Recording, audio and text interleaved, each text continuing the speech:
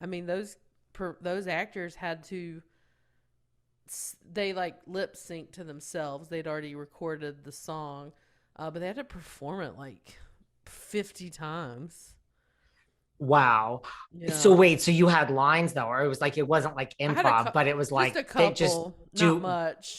do whatever you want. Like it was so like No, everyone it was was like like scripted, like do the script, but it wasn't. I think in the earlier days, everyone was way more involved and way more invested. Second and last episode, they were just like, whatever, we're getting out of here. Leah Michelle's like, okay, whatever. We have one more episode. Get me out of here. But I'm friends with Chris Colfer, so that was really fun. He was so sweet, and we hung out, and it was basically like me just getting to hang out with my friend for 2 days. Dogs, I have such an irrational fear of being bit by a dog. So that would have Really? just like when your hands and your face are near a dog's mouth, it's like things happen, people. Well, That's just my thing. we worked with a ton of dogs on the Mindy project because my character was roommates with Ike Barinholtz's character, and his character had like 20 dogs. So we had tons of dogs around that set, and they were all like, I never had like any issue. They were wonderful. But yeah, that poodle was feisty, and it was not having it with me. And I can't, I mean, it truly almost bit my nose off. Beware of the poodles, guys. Well, you are back out on tour now, the Too Sweet, Too Salty tour. Yeah. Do you love being on the road? And do you love doing live and do you love doing stand up? Yeah, I love stand up because it's the one part of my career that nobody else controls, really. I mean, they control it in the sense of like where you put your special and whatnot. But, anytime in the business when no one, if people don't get me or there's a lull, like the beauty is you always have stand up to go out there, connect with audiences yourself. You completely cut out the middleman, and you can show people exactly who you are. It's such a gift to have that in my life. And also, as an actor, you know, for someone like me, acting roles are not there every week, every month. It's a very specific, like, we're looking for this type, and that doesn't happen as frequent.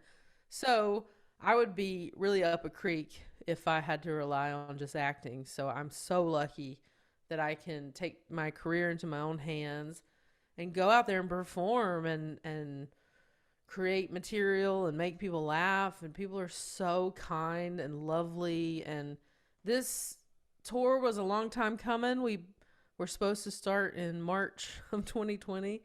Obviously that didn't happen. So a year and a half later, we finally are getting to do these shows.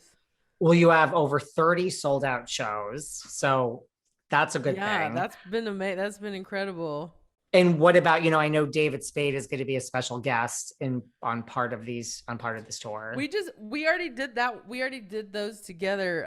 Yeah, we did Vegas together, and that was really cool. But now, yeah, we're doing our own shows. Hopefully we'll get to do another one at some point. But yeah, this tour is all me. It's all a whole new hour. It's nothing that was on Sweet and Salty, my Netflix special.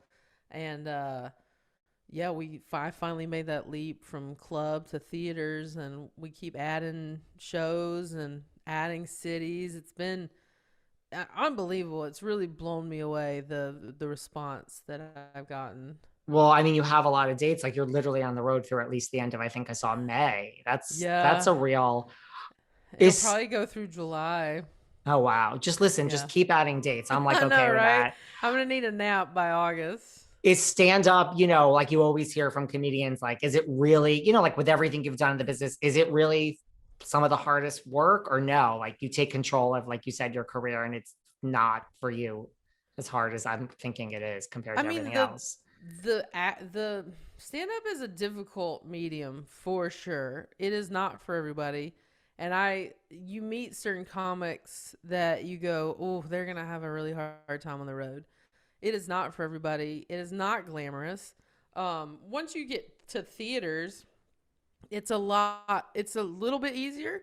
Um, because clubs are meant to have there so many distractions. People are eating, drinking, calling for the waitress, but that makes you a stronger comic. You all come up in that environment, and you learn to deal with the whatever comes. And I think that makes you a better performer in a lot of different ways. But the act of being on the road is hard. Getting on a plane every weekend or every other weekend, renting cars, hotels, packing, unpacking. It's, you're even pre-COVID, your immune system goes out of whack because you're surrounded by germs everywhere. It's not an easy life. You could be like on a TV show and then suddenly you're in a broom closet at a club, Right. sitting by the vacuum cleaner. So it's a humbling profession. But if you're lucky to, stick with it and keep moving up the ladder, it gets a little bit easier the more you do it. But still, even at this level, you're pooped. But It's still hard. the reward of it is you have this whole room full of people laughing and feeling good, and you're leaving hoping that they feel better than when they got there. And I that's the reward. I would agree with that. Well, listen, you've had this illustrious career and you've done all these things, but another thing I love about you, Fortune, is, I mean, I have to say, you are a Housewives fan. I am. So let's just take a moment. Listen, Okay. I'm over here in New York. I know Margaret Josephs very well. You've been on the Watch Oh, What Happened. That's your girl. I love that. Margaret and I had so much fun. I mean, are you like, how deep are you? Are you like, do you watch all the Housewives? Do you come in and out? Like you're like, you're on the road. You are busy, as Yeah. we just said. There's certain seasons I never miss in real time. And that's because I've been on the journey with them the entire time. And that is the OC, because that is the OG. I started watching it when it was Coda de Casa, Back in the good old Joe days. and Slade days. And so I've stuck with that because you're just curious to kind of see where this goes. Love Beverly Hills. I didn't watch the early ones of that. My wife got me into it, and now it's one of my favorites. Atlanta, I love. New Jersey, I'm in and out of. But Margaret makes me laugh so much that I try to catch up on those for her. I have not watched much Dallas. And we've just started watching Potomac. We're just now getting into that one. And then Miami, I've never watched.